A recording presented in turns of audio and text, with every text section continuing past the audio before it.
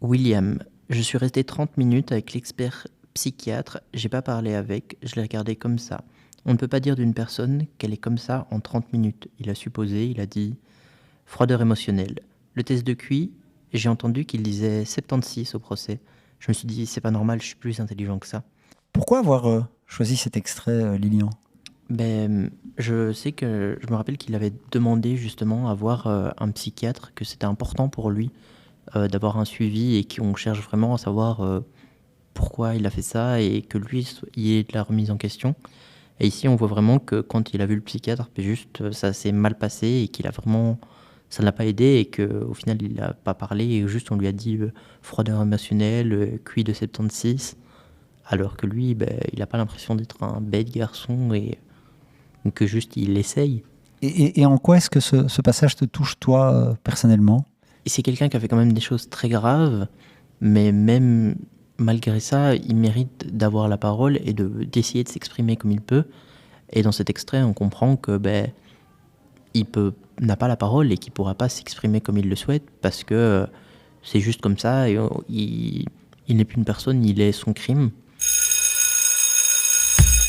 C'est l'heure de la récré. Bonjour à toutes et à tous et bienvenue dans ce nouvel épisode du podcast proposé par le service de pilotage du PK. Aujourd'hui, on vous embarque loin des cours habituels, on vous embarque dans les pages d'un livre, dans la vie de William et dans les rouages d'une justice qu'on dit parfois aveugle. À ce propos, Adil nous dit « elle pourrait enlever son bandeau de temps en temps, cette justice ». Dans 2 classes de 6e professionnelle et technique de l'Institut Saint-Joseph de Jambes, des élèves ont découvert le récit « William ou le sens de la peine ». Un livre qui raconte l'histoire de William, un jeune confronté à la justice des mineurs, soumis à ce qu'on appelle le dessaisissement. C'est-à-dire que la société prend des décisions à sa place et lui doit apprendre à se reconstruire malgré tout. Comme nous le dit Justine, se reconstruire. À 16 ans, facile à dire, déjà qu'on galère à se construire. À partir de cette lecture, des enseignantes ont construit un véritable parcours, rencontre, écriture et création artistique.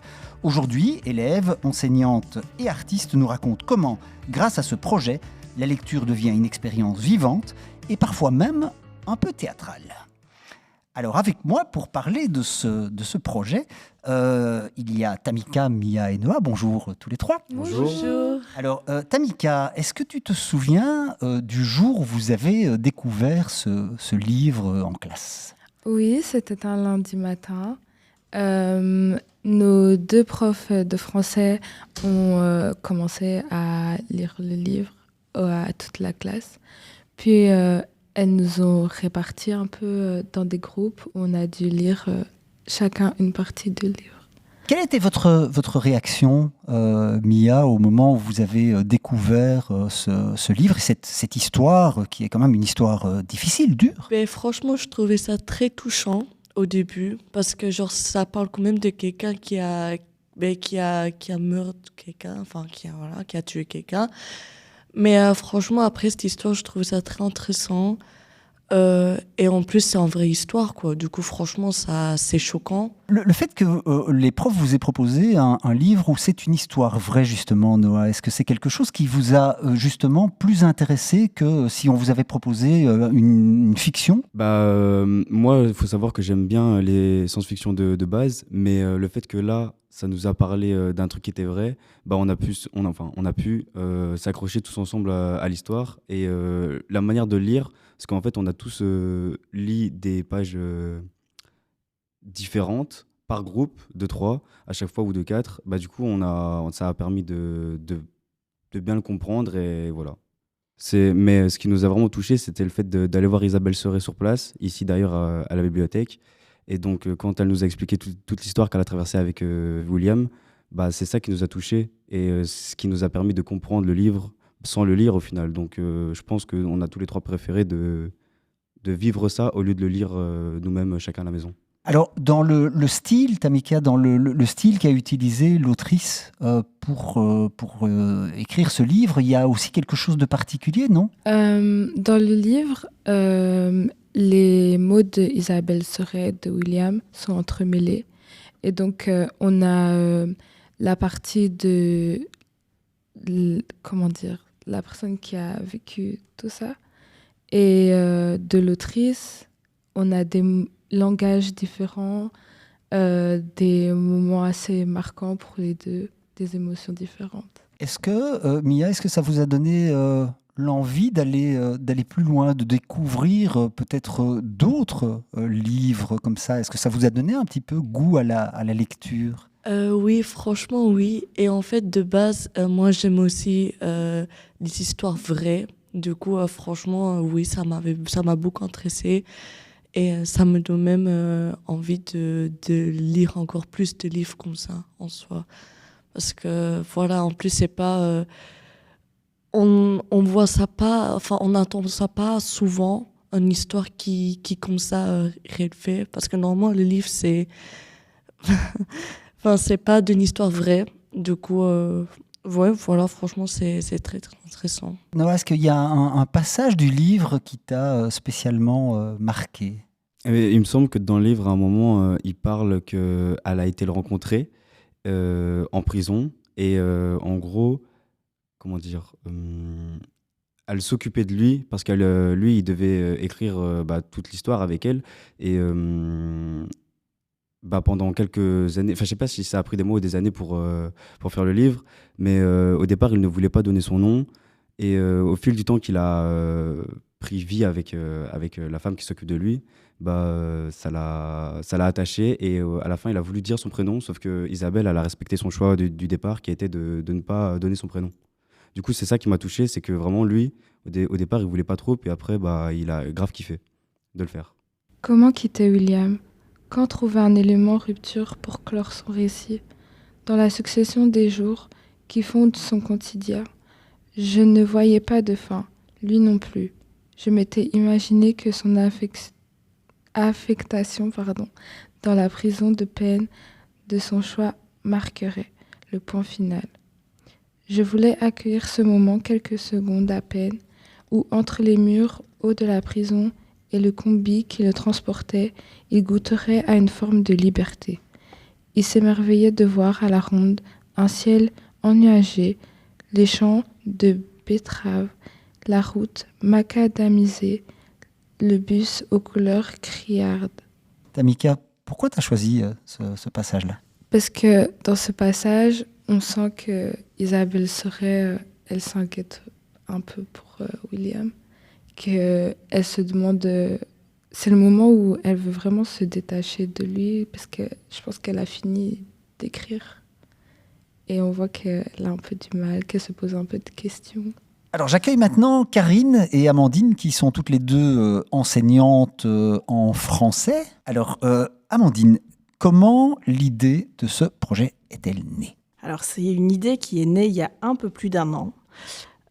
Et en fait, ça a été au croisement de différents moments, de différentes réflexions, et notamment une réflexion par rapport au fait que par rapport à certains de nos jeunes, c'est particulièrement compliqué de les faire lire. Mais donc, il y avait vraiment un défi de ce côté-là. Et en même temps, moi, j'étais allée à la semaine de la dignité à l'UNAMUR et il y avait une bibliothèque humaine, en fait, qui était organisée.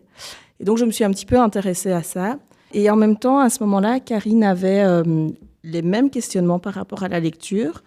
Et aussi, je vais te laisser expliquer. Par rapport au prix du livre, de certains livres, effectivement. Donc, on a des élèves qui ont, au niveau de l'indice socio-économique, assez faible.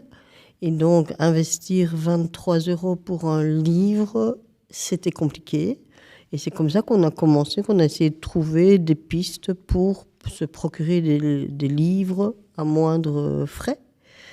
Donc, moi, j'ai commencé avec un livre. Et puis, après, il y avait ce fameux projet qui a été mis en place, qu'on a mis en place toutes les deux. En fait, au mois de février l'an passé, il y avait des appels à projets, puisque c'est un peu le moment où le PK ouvre certains appels à projets. Et il y avait cette question du récit aussi, le fait de se raconter pour avoir accès au récit des autres, donc lire, se raconter. En tout cas, ce dont on était aussi intimement convaincus, c'est que nos élèves, ils portent en eux des récits qui sont des récits très forts et qu'on aimerait qu'ils comprennent que la littérature, c'est ça aussi. Mais c'est pas si simple, évidemment. Le dire comme ça, c'est simple. Mais donc, voilà, ça a été un petit chemin. Et donc, il y a eu un appel à projet à ce moment-là, une rencontre avec la Célestine, et aussi avec Elisabeth Alexandre, qui est la référente PK pour la région. Et alors, on a fait le choix de ne pas remettre les appels PK, mais plutôt un appel lecture fédération à l'époque avec la Célestine. Mais malheureusement, au mois de septembre, cet appel à projet a été refusé. Et donc, qu'est-ce qu'on fait avec tout ça ? Qu'est-ce qu'on fait avec tous les liens qui ont été créés, avec ce qu'on a pensé déjà un peu ? Et on ne s'est pas démonté. On visualisait vraiment le public face auquel on était, et particulièrement le profil de lecteur des élèves de la classe de Karine. Oui, donc moi j'ai des très faibles lecteurs. Et donc, comment faire lire des élèves qui ne veulent pas lire ? Et c'est ainsi qu'intervient la méthode de l'arpentage. Et donc l'arpentage, c'est une méthode qui était utilisée au siècle dernier en Amérique du Sud, dans les milieux populaires. Alors, le prix du livre. Donc attends, Oui. continuons là-dessus. Donc l'arpentage. Donc Oui. l'arpentage, c'est quoi ? C'est lire Justement. d'une certaine manière. Alors, exactement. Donc l'arpentage, c'est d'abord prendre un livre qu'on déchire, qu'on découpe en autant de participants qu'il y a dans le groupe. Donc, si je fais l'exercice, et on le fait de manière régulière dans des ateliers, on prend le livre que vous avez devant vous. Si on est 10, on le divise en 10 et on le partage. Et chacun lit sa partie. Et puis après, il y a un retour sur le livre, un retour où on essaie de voir un peu ce que ça nous apporte, ce avec quoi on n'est pas d'accord. Donc il y a toute une discussion et c'est des apprentissages en co-construction. Alors ici, dans le cas, c'est un projet qui est en co-construction au niveau des profs, mais au niveau des élèves également. Et donc ça, c'est une technique qui était super intéressante, puisqu'il y a de meilleurs lecteurs dans une classe que dans l'autre. Et donc, quand on les met ensemble, ils peuvent partager leurs compétences, leur savoir-faire, et se valoriser les uns les autres. Alors vous avez aussi fait le choix d'un livre assez particulier. On n'est pas parti sur Balzac, sur Hugo, sur Dostoïevski. On est parti sur un récit de vie. Pourquoi avoir choisi ce livre-là ? En fait, William, il a à peu près leur âge. Quand il commet les faits, il a 16 ans. Et donc, nous, il y avait vraiment cette question aussi d'identification à un personnage qui est vraiment essentielle, je crois. L'idée de l'arpentage, elle était déjà là, puisque une des forces de nos élèves, c'est le collectif. Et voilà, c'est bien de s'appuyer sur leurs forces, même pour des défis qui sont les défis de lecture. Moi, j'avoue que ça me fait beaucoup sourire quand ils disent qu'ils n'ont pas lu le livre, parce qu'en fait, ils ne se sont pas rendus compte qu'ils ont lu. Et là, il y a quand même un truc qui est intéressant et qui, en même temps, est un peu paradoxal. Mais parce que la rencontre avec l'autrice, par exemple, a été extraordinaire et donc ils avaient vraiment eu accès au récit. Mais c'est intéressant de se dire, en fait, je pense qu'ils ne savent pas vraiment ce que c'est que de lire un livre. Ce n'est pas juste lire des pages, quoi. C'est avoir accès à un récit. Ça, ils ont eu accès à ce récit. Et il y a une forme ils ne se rendent pas compte de ça. Vous l'évoquez toutes les deux, ce livre, les élèves l'ont donc découvert en classe, mais ils ont aussi eu l'occasion de rencontrer son autrice, Isabelle Seret, qui travaille à partir de récits de vie et de témoignages réels. Et nous l'avons rencontrée pour lui poser quelques questions sur sa rencontre avec les jeunes de l'Institut Saint-Joseph et sur ce qu'elle espère transmettre aux lecteurs et particulièrement aux jeunes. Alors moi, j'ai été très surprise et très touchée parce qu'en fait, ces jeunes avaient lu William ou le sens de la peine en arpentage. Donc chacun avait une vision de ce qu'était le livre. Et suite à ça, ils se sont posé des questions sur finalement qu'est-ce que c'est l'incarcération, quel sens ça a. Donc ils ont vraiment compris le sens profond du livre. Et quand je suis arrivée, ils avaient prévu toute une série de questions qui étaient apparues lors de leur travail en classe. Et il n'y a pas eu de temps mort comme ça on est resté 2 heures ensemble. Et donc la bibliothèque avait prévu un espace de 9 mètres carrés qui est la dimension d'une cellule où ils ont pu venir par deux faire l'expérience de ce que c'était que de vivre en cellulé. Est-ce qu'il y a certaines réactions de la part des élèves qui t'ont surprise dans la manière dont ils ont appréhendé ton récit ? C'est l'empathie, vraiment. Et je trouvais qu'ils avaient des questions très justes. Donc de bien prendre conscience que les faits sont graves et que c'est normal qu'il y ait eu une réponse aux actes que William a produits, mais de comprendre est-ce que ça a un sens d'enfermer un mineur pendant 29 ans. Est-ce qu'on protège la société en enfermant un mineur pendant 29 ans et de se rendre compte que ce jeune vivait en milieu criminogène parce qu'en prison, il est entouré d'adultes qui ont commis des crimes. Et je trouve qu'ils avaient vraiment perçu finement l'enjeu du livre qui n'était ni d'excuser ni de justifier, mais de porter une réflexion sur à quoi ça sert une peine. Les jeunes que tu avais rencontrés à la base, est-ce que c'était des lecteurs?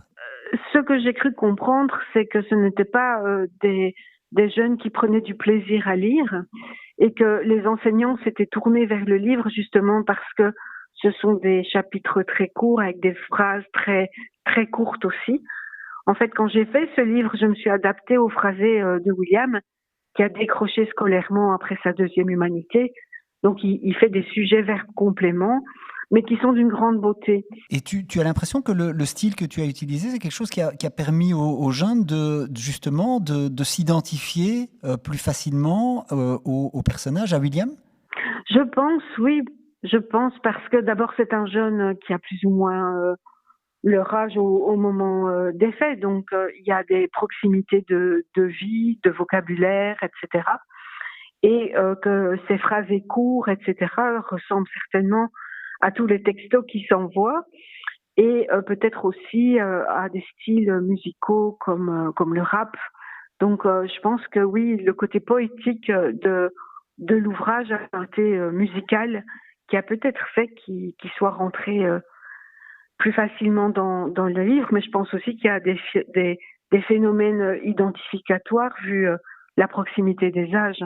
Qu'est-ce que tu espères, toi, en tant qu'autrice, que les jeunes, et pas seulement ces jeunes-là, vont retenir de ce récit? Alors d'abord, le plaisir de lire. Le deuxième, que tout le monde peut écrire. Donc un style, on en a tous un, qu'il ne faut pas s'auto-juger, qui sont capables de faire cet ouvrage comme William l'a été, mais pas accompagné. Et puis, j'aimerais qu'ils retiennent, voilà, c'est ça, que c'est pas parce qu'on est une personne détenue qu'on est hors société. Donc, qu'est-ce qu'on fait? Comment on vit ensemble? Et comment est-ce qu'on construit des ponts pour ne pas faire des eux et des nous? Et de se rendre compte que il faut pas réduire quelqu'un au fait qu'il a fait. Et que peut-être il faut avoir un regard plus complexe sur les personnes qu'on rencontre. Après la lecture et la rencontre avec l'autrice, les élèves sont passés à une autre étape importante du projet, l'écriture. Alors Amandine, comment, quand on travaille avec un livre comme celui-ci, comment est-ce qu'on amène les élèves à prendre la parole à leur tour? Alors, en fait, le lien entre le livre et l'atelier d'écriture, ça a été la rencontre avec Isabelle Serret. Et donc, moi, j'ai fait le choix de repartir. Alors, j'avais pris beaucoup de notes de ce qu'Isabelle a échangé avec eux. Et à partir de ce qu'elle a dit, en fait, on a travaillé l'atelier d'écriture pour qu'ils puissent, eux, en fait, devenir les auteurs de leur propre récit de vie, mais tout en gardant ils avaient plusieurs choix en réalité, parce que je trouve que quand on fait écrire des élèves, c'est vraiment important d'avoir cette notion de choix, qu'ils puissent en fait aller vers ce qu'ils ont envie d'écrire. Alors Lilian, cet atelier d'écriture, donc ce matin, comment est-ce que ça s'est passé? Qu'est-ce qu'on vous a demandé de faire? Voilà, vous prenez la plume, une feuille blanche et quoi? Vous devez écrire quoi? Moi, j'ai trouvé que c'était quand même plutôt bien organisé parce que je suis quelqu'un qui aime beaucoup écrire, mais le problème, c'est que j'écris pour ressortir mes émotions. Et ici, ces derniers temps, je vais tout simplement plutôt bien, donc c'était assez compliqué d'écrire puisque je n'avais pas d'idée et on était relativement guidés. Vous aviez des mots-clés comme ça et on vous demandait d'écrire par rapport à ces mots. Tu as un exemple? À piocher au hasard. Mais par exemple, moi, c'était... je crois, objectif, et je sais qu'il y a une autre fille qui avait pioché papa, il y en a une autre qui avait pioché... Enfin, c'est tous des mots un peu au hasard qui ont été pris comme ça. Et pour être plus ciblé sur le livre avec Isabelle Serret, on avait des phrases complètes où quand on retournait et on avait, par exemple, moi c'était par rapport au fait que William, il a des qualités mais qu'il ne savait pas comment les exprimer.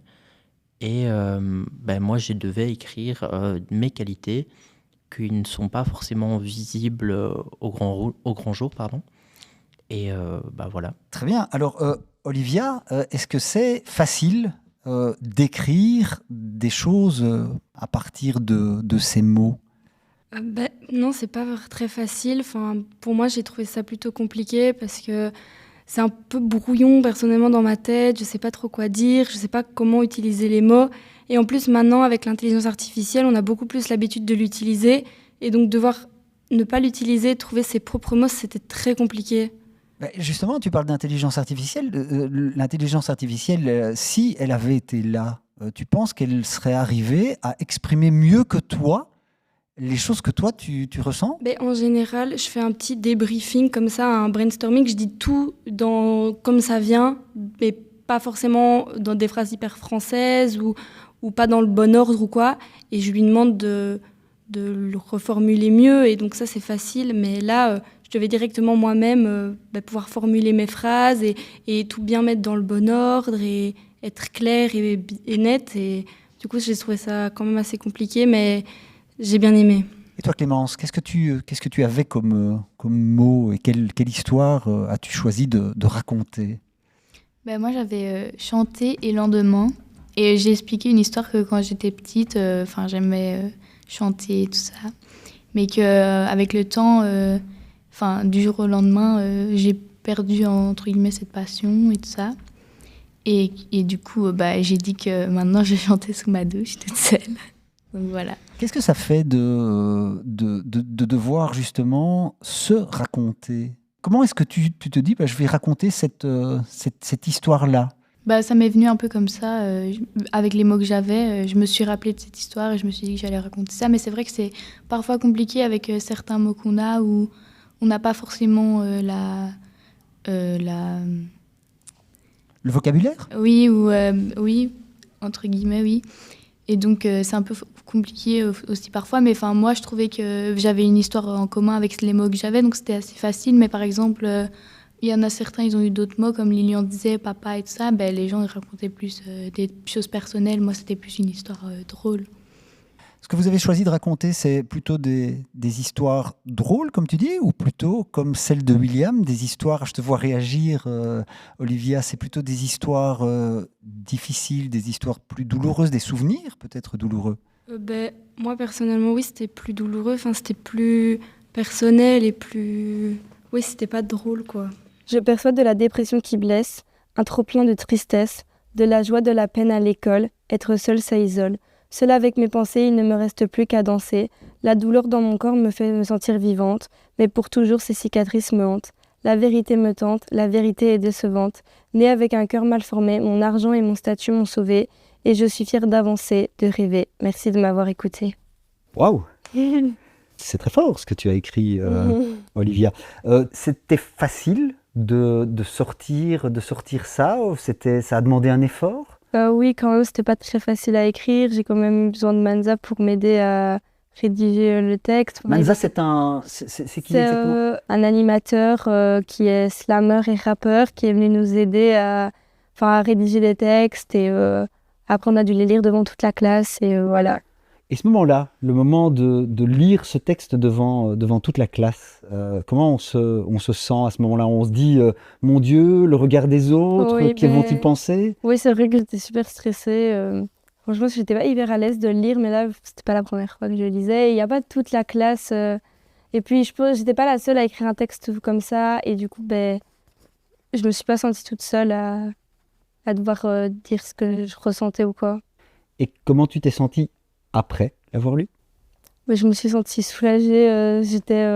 J'avais un point en moins, quoi. Je l'avais fait et c'était bien.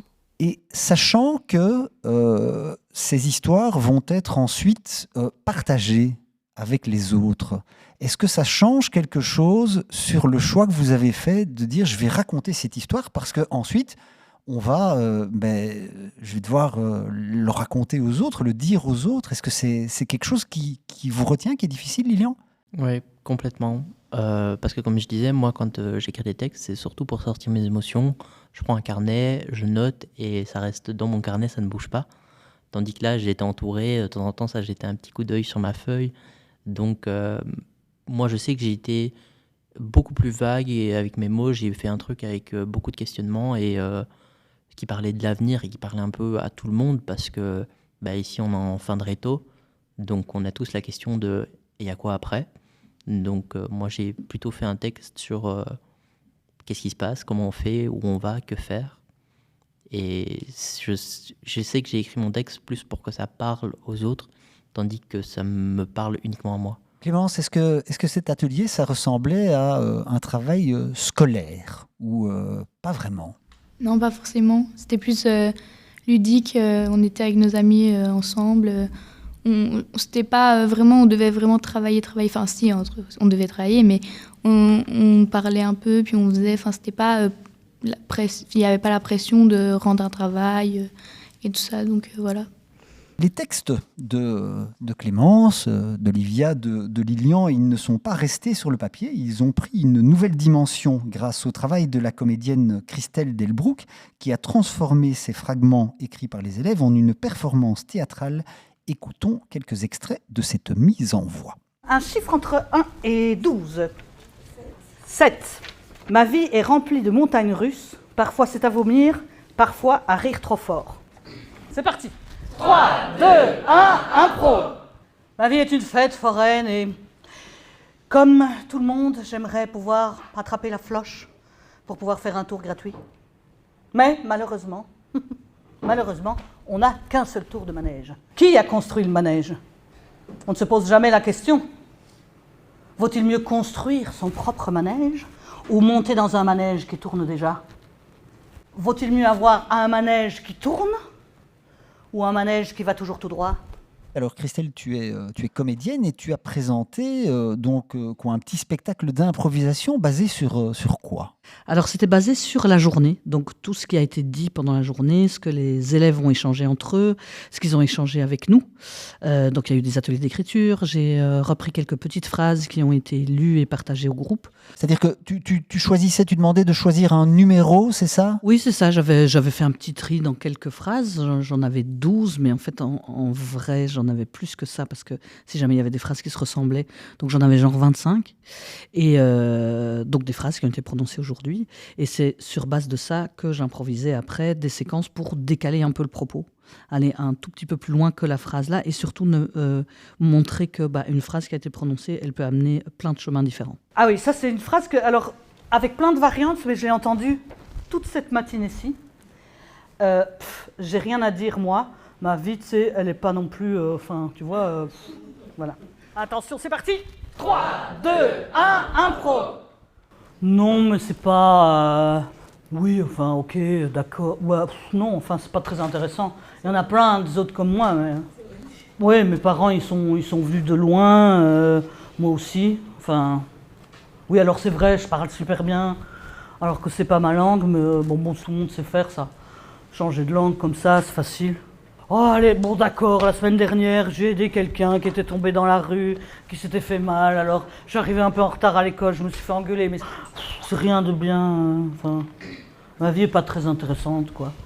Comment est-ce que tu as fait ton choix? Je vais prendre cette phrase-là, je vais prendre cette phrase-ci. Oui, alors il y a ce que j'adore, moi, c'est prendre une phrase qui peut amener dans 1000 situations différentes. Et là, en fait, il y en avait plein. C'était des portes ouvertes sur plein d'univers différents qu'on pouvait décaler, qu'on pouvait décliner à l'infini. Est-ce qu'il y a des choses qui t'ont touché dans ce que tu as... Toute la journée. Toute la journée, il y a eu des trucs tout le temps, que ce soit dans les témoignages des personnes qui étaient là ce matin, de Anne, etc. C'était vraiment très, très touchant. Et puis alors après, les partages et même les questions des élèves qui sont posées pendant les partages de leurs ateliers d'écriture, même avant qu'ils écrivent, quand ils doivent se lancer dans l'exercice de l'écriture, toutes ces phrases de dénigrement qui viennent, je pense, de l'adolescence, mais qui font non, je ne vais quand même pas faire ça, je ne le mérite pas, alors que tout est brillant. Enfin, c'est-à-dire que ce qui a été créé est vraiment hyper riche. C'est hyper riche. Et j'avais vraiment envie de valoriser ça aussi parce que, en fait, ils ne se rendent pas compte, mais c'est vraiment très précieux ce qu'ils peuvent produire et ce qu'il y a à l'intérieur de de ce qu'ils et elles ont envie de partager, quoi. Alors, Clarisse et Gianni, il y a un moment où Christelle, dans le spectacle, prend quelque part un peu ce rôle sur cette phrase de je ne sais pas qui je suis, etc. Je ne sais pas si vous voyez le moment du spectacle. Oui. Vous vous êtes reconnu à ce moment-là un petit peu? Oui, souvent, parce que comme on est jeune, souvent on a tendance à se dire qu'on est nul, qu'on fait rien, alors qu'au fond, nous, on a le potentiel et la capacité de faire. C'est juste que des fois, on a besoin d'un bon mot qui va nous motiver ou une bonne action. Mais souvent, on se dit que tellement on a d'échecs qu'on ne sait plus remonter la pente, quoi. Donc on est ce jeune qui se morfond, qui se dit « je suis trop nul, j'arrive à rien », alors qu'au fond de lui, il sait qu'il peut. C'est juste que souvent, on ne le voit pas. Et quand il est en privé, personne ne le voit. Donc ça, il montre. Et quand il est devant tout le monde, il garde cette facette de « je fais rien, je suis pas bon ». Clarisse, qu'est-ce que ça fait de... Je te vois opiner, tu veux réagir par rapport à ça? Ah non, je suis tout à fait d'accord avec lui. Franchement, j'aurais pas dit mieux. Et le fait que Christelle ait repris des phrases comme ça, qu'on a écrites par nous-mêmes, c'est montrer que ce qu'on dit, au final, ça a quand même de l'importance. Et ça vaut le coup de le dire, quoi, simplement. Oui, et puis il y a un côté où certaines phrases étaient pas spécialement drôles, mais le spectacle lui-même l'était tout le temps, où tout d'un coup, elle reprenait quelque chose de dramatique, mais pour le transformer et en faire quelque chose où ça devient comique, finalement, où le drame prend une forme comique. Ouais, c'est vrai. Et d'ailleurs, j'ai trouvé ça vraiment super intéressant parce qu'il y en a certains qui se sont confiés pendant leur témoignage en disant des phrases qui étaient assez dures. Et le fait de le rendre un peu sous un ton humoristique, on peut se dire, ah oui, on peut voir la situation de cette manière-là aussi, finalement. Elle essayait, je pense, de faire passer certaines émotions à travers... je pense que c'était... Moi, c'est mon interprétation que j'ai eue, c'était qu'elle essayait, je suppose, d'avoir une forme de respect. Parce qu'il y en a certains qui ont écrit des trucs assez lourds pour eux, et si juste elle rigole par-dessus ça, ça doit être un peu complexe de jouer face à ça. Donc je pense qu'elle essayait quand même de garder ce côté un peu émotionnel tout en faisant passer la part de rire. Gianni, est-ce que ce projet a changé votre regard sur la lecture, sur l'écriture, sur le théâtre ici ? Mon regard, pas vraiment, vu que je savais déjà que l'écriture, c'est un meilleur moyen de s'exprimer. Donc, comme je dis toujours, quand on va pas bien, on peut écrire. Et quand on écrit les mots, on sent mieux. Ma vision des choses, non, elle n'a pas vraiment changé. Juste que je prends plus conscience que des mots, comme je dis toujours, c'est comme des balles invisibles. Donc, si on les utilise bien, ça fait du bien. Si on les utilise mal, ça fait du mal, quoi. Alors, je voudrais qu'on écoute un petit extrait ici de quelque chose que tu as dit lors du spectacle. Tu voudrais voir la mort de quoi? La langue française. La mort de la langue française. Pourquoi avoir choisi la mort de la langue française? La mort de la langue française, c'est quelque chose de souhaitable, Gianni? Je dirais oui, mais non un peu. Souhaitable parce que je trouve que c'est quelque chose de très compliqué. Souvent, on se perd un peu en grammaire. On essaye de parler comme les gens du passé alors que la langue change. Mais c'est important parce que pour le futur, parce que la plupart des jeunes ne savent plus s'exprimer correctement.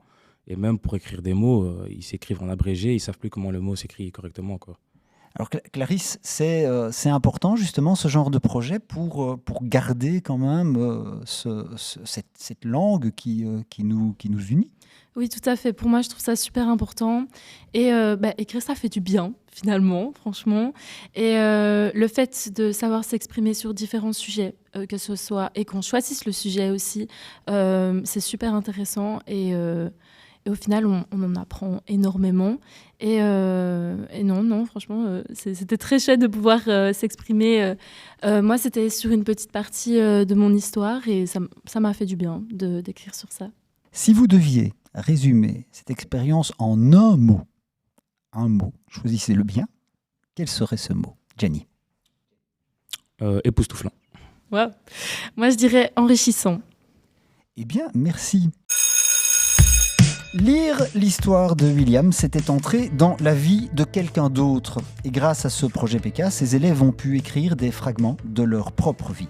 Rencontre, écriture, théâtre, voilà comment la culture devient une expérience vivante, personnelle et partagée. Dans le parcours culturel et artistique, la lecture n'est plus seulement un exercice scolaire, l'écriture n'est plus seulement une tâche, et cette fois, Pas besoin de copier. C'est une expérience qui permet de se dire, de se rencontrer et de partager avec les autres. Et pour les jeunes, c'est peut-être la plus belle façon de comprendre que la culture et l'art, ce n'est pas seulement quelque chose qu'on étudie, c'est quelque chose qu'on vit.